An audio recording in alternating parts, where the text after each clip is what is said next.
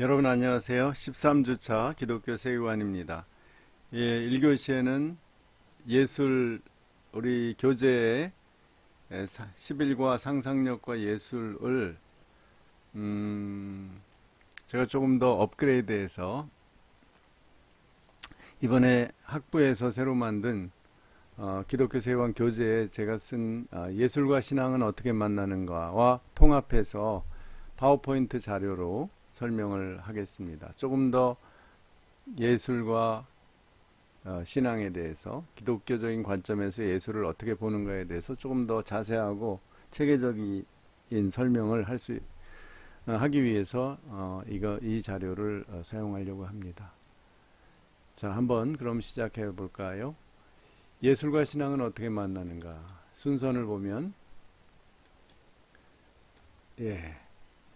네 항목으로 되어 있습니다. 첫째, 예술이란 무엇인가? 둘째, 오늘날의 예술은 어디로? 셋째, 예술은 정당화를 필요로 하지 않는다. 좀 낯설죠? 넷째, 신앙과 예술의 균형 잡기. 자, 먼저 예술이란 무엇인가?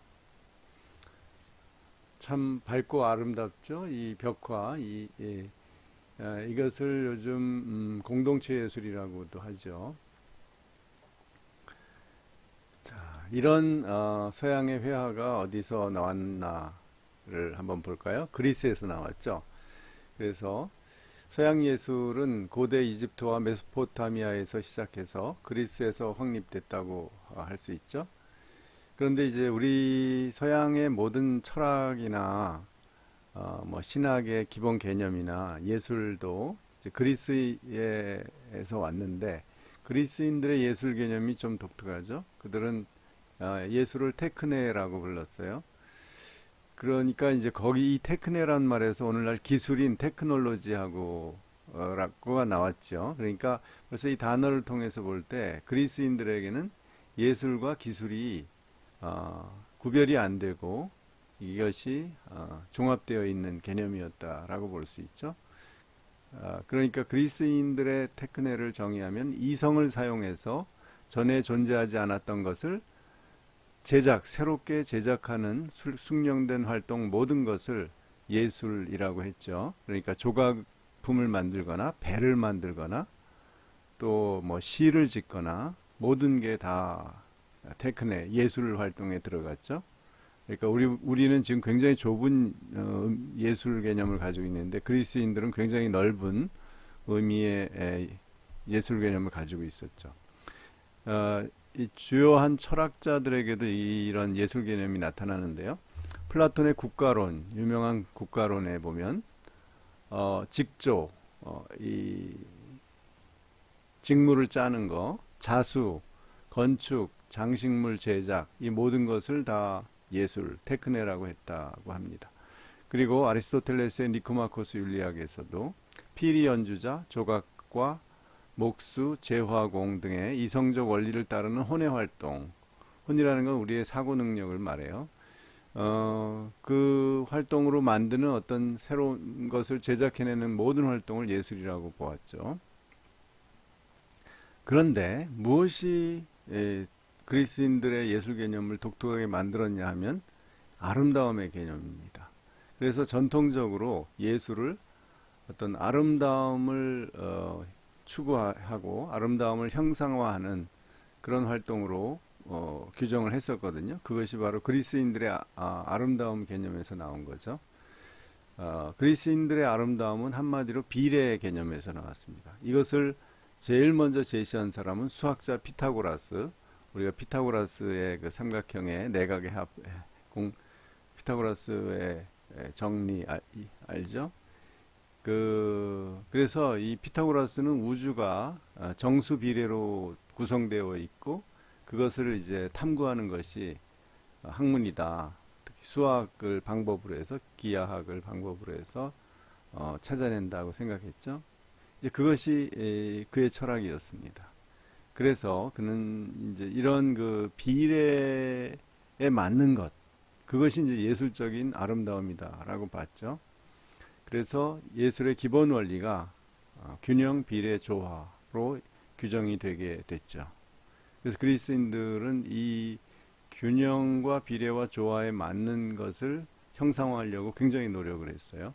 그러다가 하나의 그 비율을 찾아냈는데 그것은 피보나치 수열에 의한 형상이에요.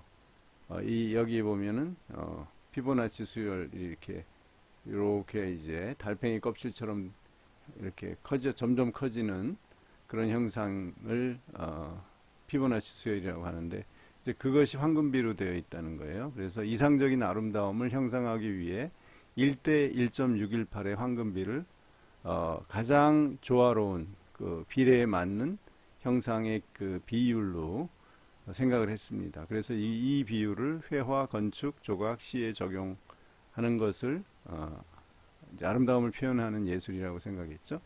그래서 우리가 잘 아는 밀로의 비너스 조각이나 파르테논 신전을 보면 이렇게 구성되어 있죠. 밀로의 비너스에 보면 이 조각에 가장 이상적인 아름다운 여성을 표현하는데 비너스 이제 신이죠. 여신을 여성의 상징으로 이렇게 형상화했죠. 그런데 배꼽에서 머리끝까지가 1이고요. 배꼽에서 발끝까지가 1.618입니다. 여기 아폴론 신도 마찬가지로 배꼽에서 이 머리끝까지가 1이고 배꼽에서 발끝까지가 1.618. 이것도 황금비를 적용했고요. 아까 전에 봤지만 파르테논 신전도요. 여기서 파르테논 신전의 이제 세로변은 1이고 가로 이제 지금은 이 지붕이 무너졌지만 끝까지 계산했을 때 1이고 높이가 이제 가로변이 1.618 정도 된다는 거죠. 그러니까 그것을 계산해서 만든 거죠. 이것이 바로 그리스도인들의 아름다움이고 이 기준이 근대까지 영향을 줬죠. 서양 예술에 특히 이제 시각 예술에 영향을 줬죠. 그래서 로마 제국 사람들은 그 계속해서 이 그리스 조각을 모방해서 모사품을 많이 만들었죠. 그러다가 헬레니즘 때는 조금 더 섬세하면서도 화려하게 변형이 됐죠.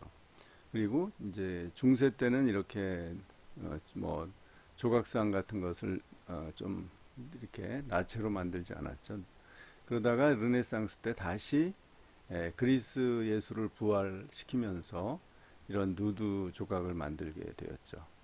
그래서 다빈치, 미켈란젤로, 라파엘로로 대변되는 르네상스 천재적인 예술가들이 이제 등장을 했고 그들은 그리스적인 아름다움의 이상을 표현하려고 한 거죠. 조금 더 사실적으로. 그래서 그들은 뭐 시체 해부를 많이 하면서 사실적인 근육의 형태, 신체 기관들을 표현하려고 했죠. 그리고 그것이 이제 근대에 와서 프랑스의 신고전주의, 뭐 다비드라든지 이런 사람들에게 역시 이 아름다움의 이상이 나타나죠. 즉 그리스의 전통적인 예술 개념은 이 형식미, 즉 비례에 충실하면서도 사실적인 아름다움을 추구하는 것이 예술 작품이다라고 규정을 했죠. 그러다가 근대에서 16세기부터 조금씩 변하는데 르네상스 다음에 매너리스트라는 사람들이 이제 나오지 않습니까? 매너리즘. 이 사람들은 더 이상 이제 엄격하게 비례를 맞추는 게 아니라 예를 들면 그 형태를 길게 이렇게 사람의 인체 형태를 머리부터 발끝까지 아주 길게 표현한다든지 해서 뭔가 우아하고 뭔가 아주 섬세한 뭔가 그런 뭐 섬세한 아름다움이죠. 그러면서 약간씩 왜곡을 하기 시작을 했습니다. 그러다가 이제 17세기에 와서 이제 새로운 주장이 나오는 거죠. 그래서 예를 들면 프랑스의 건축가 페로라는 사람이 아름다움이란 심리적인 것이다. 객관적인 비례가 아니라 심리적인 것이다. 우리가 심리적으로 아름답다고 느끼면 된다. 이렇게 주장을 했죠. 이게 이제 주관주의예요. 예술이 주관화되는 거죠. 그것을 이제 영국의 계몽주의, 또 이제 경험론적인 철학을 배경으로 미학을 만든 허치슨과 앨리슨이라는 사람이 아름다움은 개인의 미적 감각이다 또는 취미다 이렇게 아주 대담하게 주장을 했습니다. 센스다 또는 테이스트다. 우리 커피의 테이스터스 초이스 그러죠. 이건 굉장히 주관주의적인 커피 맛이 주관적이다라는 거죠. 그리고 이제 이것을 받아들여서 18세기의 칸트가 판단력 비판에서 소위 관념론과 즉 합리론과 경험론을 종합해서 자기 나름대로 그걸 재구성하는 거죠. 그래서 아름다움은 기본적으로 우리의 맛을 느끼는 것처럼 주관적으로 출발하지만 그러나 그것을 계속 추구하다 보면 마지막에 가면 모든 사람이 공감할 수 있는 공통감각이 있다. 센수스 코무니스가 있다. 이렇게 주관주의를 인정하면서도 어떤 객관적인 목적지향적인 개념으로 이 판단력이라는 그러니까 아름다움을 판단하는 능력을 이렇게 주장을 했습니다. 그러다가 이것마저 완전히 무너지는 게 19세기의 낭만주의에서 이제는 감정이 중요한 거죠. 그러니까 아주 개인의 어떤 감각 정도가 아니라 아주 강렬한 감정 현상을 표현하는 것이 그것이 예술이다 이렇게 주장하는 거죠. 낭만주의는 또는 신비한 감정, 자연 속에서 신비한 감정이나 또 인간의 고통, 어떤 잔혹함 그런 또는 막 그 해방감 이런 감정을 극단적인 감정을 표현하는 것이 예술이지 뭐 아름다움의 형태라든지 비례를 추구하는 것이 아니다라고 얼마든지 형태를 왜곡시킬 수 있다 이렇게 이제 주장하기 시작한 거죠. 그래서 낭만주의에 의해서 그 예수 그리스도의 십자가의 그 고통의 형상화 이것이 이제 부각이 된 거죠. 헤겔이 이것을 제일 먼저 이제 파악을 해서 그의 미학에서 얘기를 시작을 했죠. 그러다가 이제 20세기 초반에 와서는 완전히 그 아방가르드라는 운동이 피카소라든지 소위 다다이즘 이런 또 이 큐비즘 이런 데서 이제 시작이 되면서 어떤 형태를 왜곡하고 재구성하고 하는 그런 이야기 이제 등장을 하게 되는 거죠. 그러면서 전통적인 플라톤부터 시작한 이런 그리스적인 아름다움, 피타고라스부터 다 무시되기 시작을 했죠. 그러면서 현대 미술이라는 게 현대 예술이 음악에서도 그렇지만 미술에서 특히 나타나게 됐습니다. 그래서 오늘날의 예술은 어디로 가고 있는가 한번 봅시다. 이 작품도 이제 현대 예술이죠. 이제 19세기까지 이런 이걸 쓸 예술 작품이라고 할 수가 없었죠. 이런 일그러진 형태 또는 주제가 분명치 않는 그런 예술은 예술이라고 볼 수 없었는데 오늘날은 이건 얼마든지 좋은 예술이 될 수 있는 거죠. 오늘날에 이제 1950년 이후에 20세기 후반부터 오늘 지금 21세기 초반까지 예술을 포스트 모던 예술이라고 보통 미술사에서 그렇게 규정을 하죠. 그 이유는 이미 모더니즘에서 출발했죠. 아방가르드에서 출발해서 이제 끝까지 갈 때까지 간 것이 바로 포스트 모던 예술인데 대표적인 작가 중에 한 사람이 이 해골의 다이아몬드를 입혀서 신의 사랑이라고 2007년에 작품을 만든 이 영국의 데미안 허스트 같은 사람이죠. 이것이 뭐 억 달러, 1억 달러 이상 한다 그래요. 백금으로 씌운 해골에 8,601개의 인조 다이아몬드를 박은 작품이죠.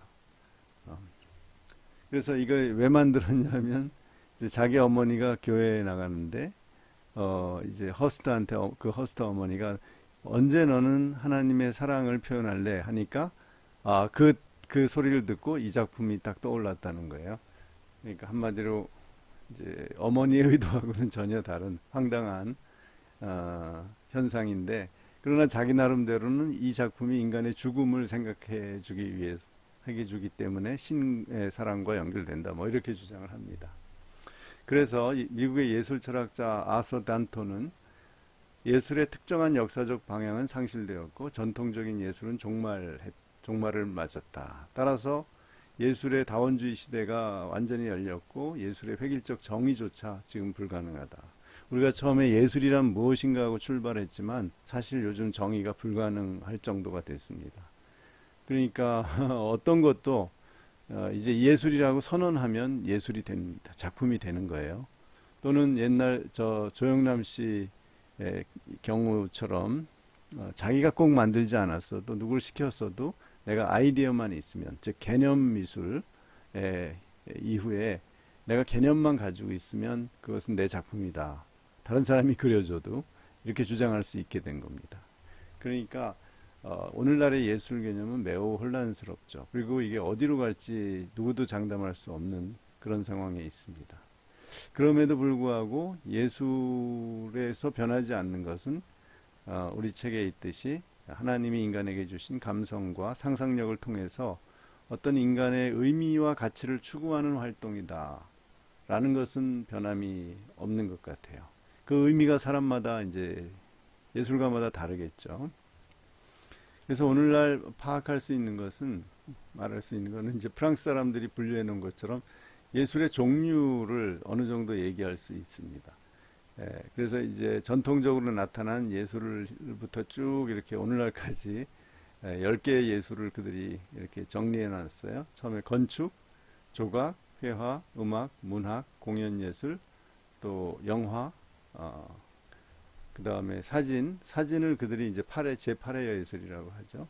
TV, 라디오까지 다 해서 미디어 아트, 그 다음에 만화, 게임. 그래서 게임도 이제 프랑스 사람들은 예술이라고 보는 거죠. 이렇게 이제 예술이 다양해졌고, 약간 예술, 이 회화 안에도 다양한 회화가 있죠. 그래서 예술의 다원주의 시대에 완전히 들어와 있습니다. 그러니까 이 시대에서 우리는 오늘날 기독교 예술을 한다는 것은 크리스천들이 오늘날의 예술적 감수성을 가지고 할 수밖에 없기 때문에 우리가 지금 뭐 미켈란젤로처럼 그린다고 해서 우리 좋은 예술이 아닌 거죠. 오늘날의 예술의 양식과 또 감수성을 가지고 하는 것이 바로 오늘의 크리스찬 예술이라고 할 수 있겠죠. 자, 그럴 때 우리가 한 목소리를 이제 좀 이렇게 경청할 필요가 있는데요. 로크마커라는 우리 기독교 미술사가가 있는데 네덜란드에 이 사람이 소위 이제 개혁주의 미학을 주장한 사람 중에 대표적인 사람이죠. 이 사람이 이제 예술은 정당화를 필요로 하지 않는다고 주장을 했습니다. 그게 과연 무슨 말일까요? 영어로 하면 Art needs no justification 이라고 했는데 이분은 이제 서양 예술을 굉장히 비관적으로 봅니다. 위기라고 보죠. 예술가의 세계관과 예술 작품의 분리가 그 원인을 제공했다. 그래서 예술가가 더 이상 인간과 세계에 대해서 진지한 관심이 없다. 오직 예술 작품을 통해서 뭔가 예술 활동을 통해서 성공하고 싶어하는 그런 의지만 남았다라고 이제 비판하고 있어요. 또는 어떤 예술가의 세계관의 허무주의라든지 부정적인 관점이 지배하게 되었다 이렇게 비판합니다. 특히 이제 예술가를 이 세상 사회와 상관없이 초월적인 존재로 사회가 취급하고 또 예술 작품을 전문 비평가들에 의해서만 평가되는 그래서 우리 모든 일반적인 대중이 예술 작품을 감상하고 평가하지 못하는 그런 시대가 된 것을 상당히 비판하면서 이 예술의 신비화라고 그것을 표현합니다.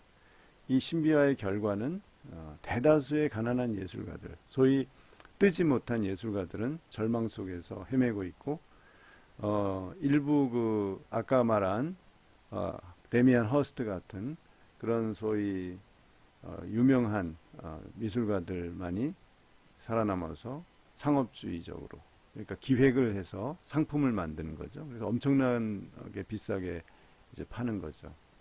그리고 작품을 만들어도 하나만 만드는 게 아니라 자기가 팔 수 있을 팔아서 어느 정도 가격이 유지되고 그 작품의 어떤 소위 오리지널리티가 유지될 수 있는 정도로 만드는 거죠. 그러니까 똑같은 거를 뭐 50개 만들면 그게 다 진품이 되는 거예요.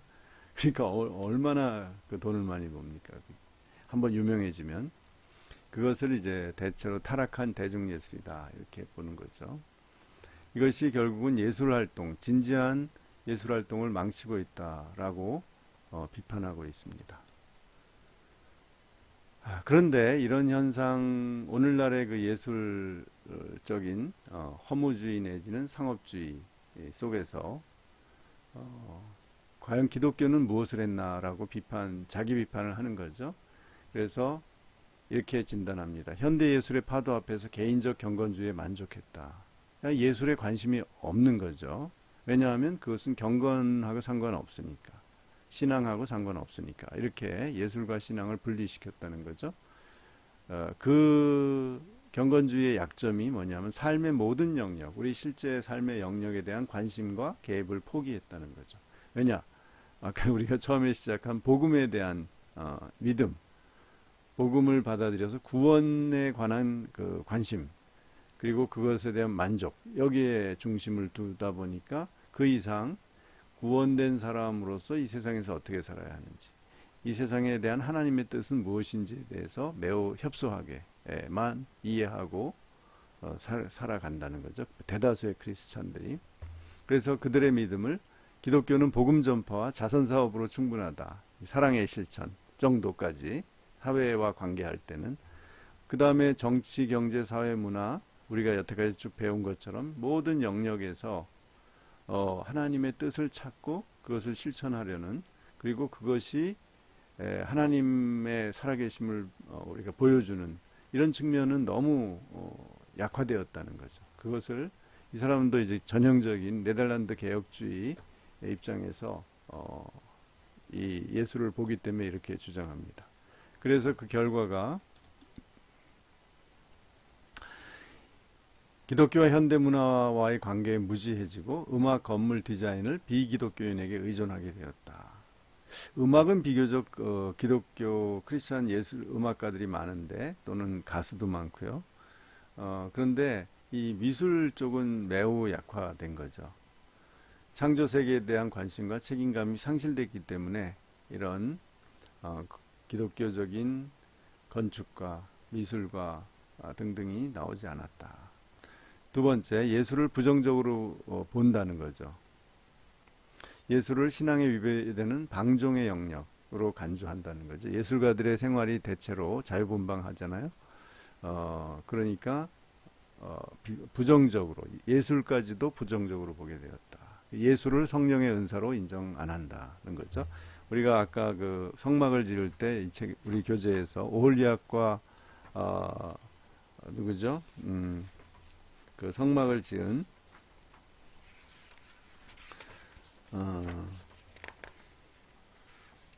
부살렐, 이런 사람들이 성령의 은사를 받아서 그 여러 가지 채색의 실과 또 기타 성막의 모든 그 기구들을 만들었잖아요.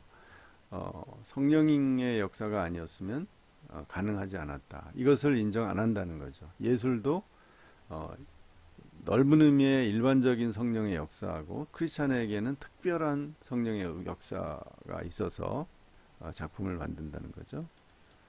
그래서 로큰마커는 이렇게 제안합니다. 그의 유명한 표현이 통곡하라, 기도하라, 사고하라, 그리고 일하라. 일하라는 건 여기서 예술적으로 일을 하라는 거죠. 그래서 신앙과 세상의 분리주의에서 벗어나서 예술의 은사를 발휘하되 시대의 세계관과 진지하게 대결을 하고, 결국은 예술도 세계관에, 그 속에 들어있는 작가들의 세계관의 싸움이라는 거죠. 과학기술과 정치 이데올로기의 지배로부터 벗어나도록 예술이 하나의 그 대안적인 세계관을 제시해야 된다. 예술을 통해서, 물론 그 세계관은 이제 기독교 신앙으로부터 나오는 거죠. 성경적 관점, 세계관으로부터 나오는 거죠. 그런데 예술이 하나의 중요한 그 영역이 될 수 있다. 두 번째는 예술을 정당화할 필요가 없다. 여기서 이제 정당화란 말이 나오는데 그것이 뭐냐면 어떤 이 정당한 예술이라고 따로 딱 이렇게 좁게 규정을 해서 주로 이제 어떤 기독교를 전파하기 위한, 변증하기 위해서 또는 전파하기 위해서, 선교하기 위해서 만드는 예술, 이런 것을 필요로 하지 않는다는 겁니다. 크리스천 예술가는 신앙과 세계관을 표현하는 성실한 예술 활동을 하면 되죠. 이걸 일부러 뭐 예를 들면 교회를 그리고 십자가를 그리고 성화를 그려야만 기독교 예술이다라고 할 필요가 없다는 거죠. 성실하게 자기의 신앙과 세계관을 담아서 표현한 작품이 하나님의 영광을 드러낸다. 그러면 나중에 이것이 선교로도 연결될 수 있다는 거죠. 그래서 그것은 우리 교재에 폴 마샬의 이제 186쪽에 보면 주인을 위해 일하라 이런 항목이 있죠. 거기 말하고 상당히 유사합니다. 제가 한번 읽어보겠습니다. 그 단락을. 우리가 진짜 화가나 음악가든 아니면 그저 형편에 맞게 삶의 활기를 불어넣고 색깔을 입히려고 애쓰는 사람이든 간에 우리는 하나님 나라 안에서 은사들을 개발하고 있는 것이다. 그림이나 교향곡, 조각이나 소설, 사진이나 건축, 의상이나 잔치, 지혜의 말이나 재치 있는 말을 만들어낼 때 우리는 우리를 지으신 창조주 하나님의 천재성을 작은 부분이나마 반영하는 것이다. 이 천재성이 상상력과 미적인 감각이죠. 일을 할 때 우리는 우리의 최선을, 우리의 최고 작품을 하나님께 선물로 드리는 것이다. 그분은 자기 형상대로 자신의 영광과 기쁨을 위해 우리를 창조하신 분이다. 그리고 전문적인 예술가든 아니면 단지 예술을 즐겨서 창작하는 그리스도인이든 간에 우리는 대부분 모든 선한 일꾼의 주인이신 하나님을 위해서 그 행위를 하고 있는 것이며 그분은 우리로 하여금 영원히 창작하도록 하실 것이다. 우리가 이런 내용이죠. 우리가 예술을 작품을 만들면서 이것을 하나님을 나를 창조하시고 이 세상을 창조하신 하나님을 의식하면서 그 하나님에 감사하면서 하나님을 위해서 어떤 작품을 만들면 그 자체로 충족하다 이거예요. 그것을 의도적으로 막 기독교적인 성격을 어떤 표현을 일부러 하려고 할 필요는 없다라는 겁니다. 이분의 이제 강한 주장이죠. 그러나 그런 뭐 성화를 해도 결코 뭐 잘못된 건 아니에요. 그러나 일반적인 태도로 그렇게 하면 된다라는 거예요. 자기 신앙을 표현하면 되는 거죠. 다양한 방식으로. 자, 마지막으로 신앙과 예술의 균형 잡기를 한번 평가해 보겠습니다. 신학적으로. 신학적으로 이렇게 쭉 우리 개혁주의내에서 입장들을 보면 칼빈은 예술을 인류의 공통적인 유익을 위해 하나님이 주시는 성령의 탁월한 은사로 보았습니다. 굉장히 긍정적으로 보았죠. 카이퍼도 예술가의 근원적인 신미안이 하나님으로부터 온다고 보았죠. 비슷한 얘기입니다.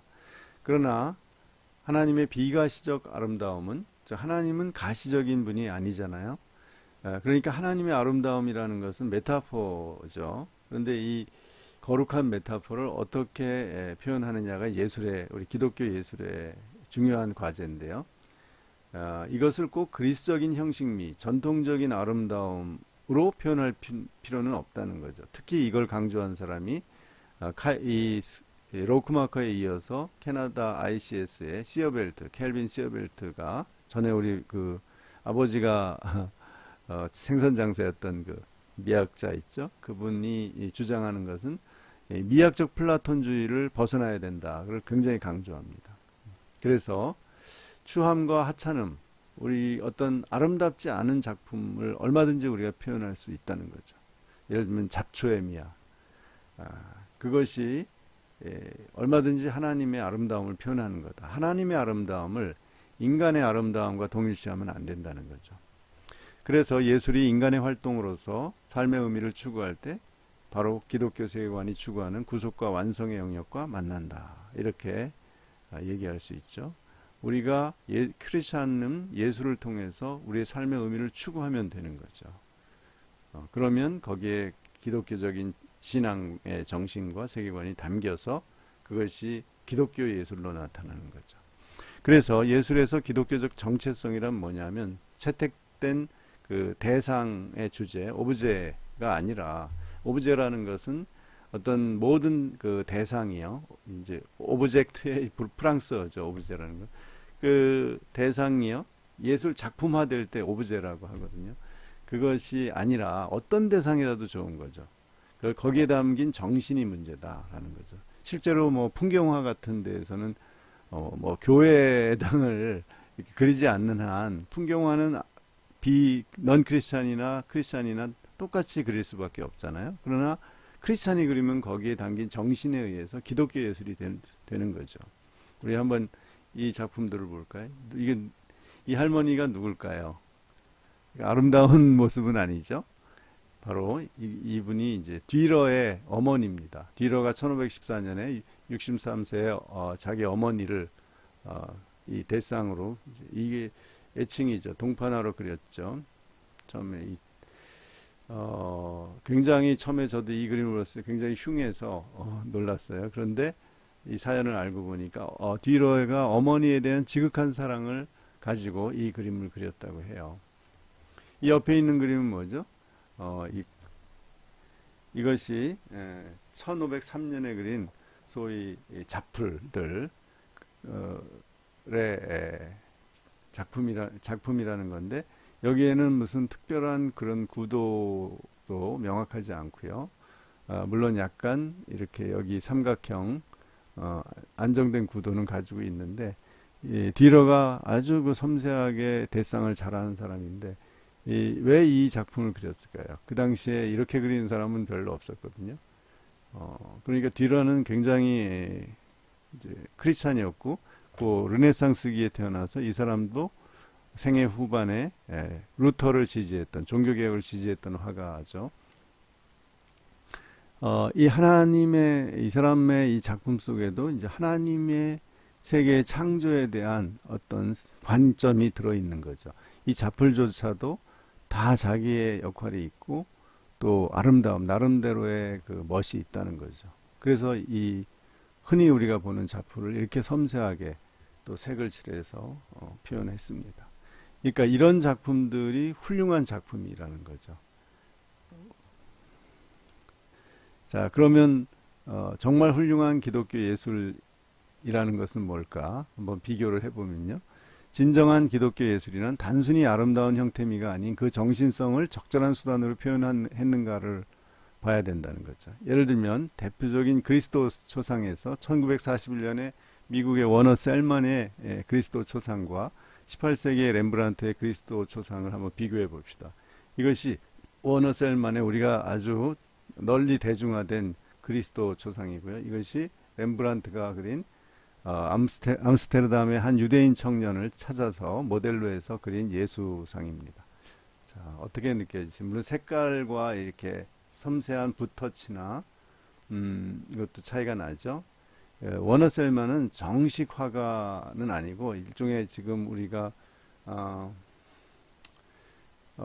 이렇게 디자인 이런 거 이렇게 그런 거를 하는 사람이에요. 그러니까 산업 디자인 이런 식으로 그런 데서 이제 회화를 했는데 그것이 나타나죠. 이 색 표현에서 붓터치나 이런 표현에서 나타납니다. 그러니까 상당히 이미 화가의 그 기술적으로도 좀 렘브란트보다 떨어지는 건 분명합니다. 그러나 이제 그것뿐만이 아니라 이 얼굴 그리스도의 모습을 그릴 때 어떤 형상으로 표현하느냐가 다 화가의 생각에서 나온 것 아닙니까? 실제로 우리 그리스도 예수님의 얼굴을 아무도 모르죠. 요즘 뭐 무슨 인터넷에서 뭐 컴퓨터로 이렇게 만들었다는 것은 꼭 옛날 신석기 시대 예수님이 얼굴이 신석기 시대 사람 같이 나오는 것도 있죠. 그러나 분명한 것은 예수님은 백인은 아니었고 그 셈족이었고 지금 뭐 이스라엘 사람들이나 아랍인처럼 코가 매부리 코였을 가능성이 높죠. 하여간 예수님의 실제 모습을 우리가 모르기 때문에 우리가 다 상상해서 그릴 수밖에 없는데 이 두 그림을 볼 때 어때요? 이거는 꼭 지금 현대 유럽인들 소위 백인 우월주의적인 느낌이 들죠. 그래서 아주 콧대도 뚜렷하고 여기 광대뼈도 나오고 백인 청년이죠. 아주 잘생긴 핸섬한 백인 청년. 그리고 이 청년이 보여주는 느낌은 뭐예요? 뭔가 어떤 위험 같은 것을 표현하려고 한 것 같아요. 그렇지만 어떤 그 인류에 대한 사랑, 그 불쌍한 사람들에 대한 사랑 이런 것은 잘 안 느껴져요. 그러나 렘브란트가 그린 예수상을 보면 섬세한 청년이에요. 아주 잘생기기로 하면 셀먼의 그림이 더 낫죠. 그러나 이렇게 섬세한 어떤 청년인데 그 눈매나 얼굴의 모습을 볼 때 뭔가 어떤 주위의 사람들이나 주위에 대해서 굉장히 정적인 그런 느낌을 보여주는 거죠. 바로 그것을 렘브란트가 고민해서 그 표정을 표현한 거거든요. 그래서 똑같은 그리스도상이라도 저는 이 그림이 우리가 일반적으로 다 그렇게 얘기를 하지만 훨씬 더 수준이 높은 그리스도에 대한 우리 표현이다, 작품이다 이렇게 얘기할 수 있겠죠. 예, 우리 한국에 와서 한국의 좋은 크리스찬 화가의 작품이 어떤 거죠? 여러분 박수근 씨의 이 그림, 이 유명한 그림이 1960년대에 그리는 이 행상, 나무 행상이라는 그림이죠. 이것도 굉장히 비싼 고가의 경매가 됐죠. 그런데 여기 보면 뭐 기독교적인 형상이 없잖아요. 그렇지만 박수근 씨 화백은 항상 이 서민들, 그 안악내들을 한국의 6.25 전쟁을 겪고 나서 1950년대에 모두 다 힘들게 가난하게 사는 서민들의 모습에 굉장히 연민의 눈을 가지고 그들을 표현한 거죠. 그것이 바로 하나님이 우리를 보는 눈과 유사하죠. 그리고 자기만의 마티에르 독특한 기법을 사용해서 표현했고, 결국 한국 사람들은 그 당시에 이 작품의 가치를 인정 안 하고 잘 몰랐고, 미국 사람들이 많이 사줬다 그래요. 그래서 그가 생활을 할 수 있을 정도로. 그리고 그 진가는 박수근 화백이 이제 소천한 다음에 한 10년 후에야 점차로 인정되기 시작했죠. 여기 이렇게 이게 아무 기독교적인 상징이 없지만 훌륭한 크리스찬 회화다라고 볼 수 있겠죠. 이 작품은 누구 작품인지 아세요? 예, 신규인 화백이라고 대구에 사는 신규인 화백의 그림인데 이분은 이제 이렇게 인물화를 많이 그리는데 한국에서 제가 아는 기독교 화가의 작품 중에서 가장 대담한 작품이라고 저는 생각을 합니다. 이 작품의 제목이 뭔지 아세요? 농부이신 하나님입니다. 이 농부가 포도원 농부인데 성경에도 하나님은 포도원 농부라는 비유가 예수님의 비유가 있죠. 그것을 형상화한 겁니다. 근데 옆집의 할아버지예요. 포도원 모델로 해서 그렸죠. 이 한 인간을 한국의 이분 장로교 장로님이세요. 또 크리스천 화가가 하나님을 인간으로 표현한 것은 한국의 기독교 회화사에 없었던 것 같아요. 어때요? 이것이 이단적인가요? 저는 그렇지 않다고 봐요. 예술 작품으로는 우리가 이런 그림을 그려도 이게 이것을 우상으로 우리가 섬기지 않기 때문에 이 그림을 보고 이것은 어디까지나 그야말로 한 기독교인 화가가 예술적 상상력을 가지고 예수님의 비유를 형상화했다.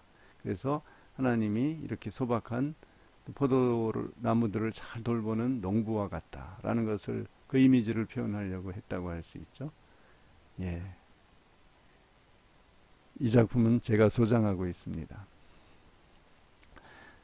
그래요. 이렇게 우리가 살펴봤습니다. 그래서 좋은 기독교 예술을 이 시대에 이제 추구해야 되는데, 우리가 로크마커를 통해서, 어떻게 기독교 예술을 바라봐야 되고, 또 추구해야 되는지 생각을 해보았습니다. 예, 감사합니다.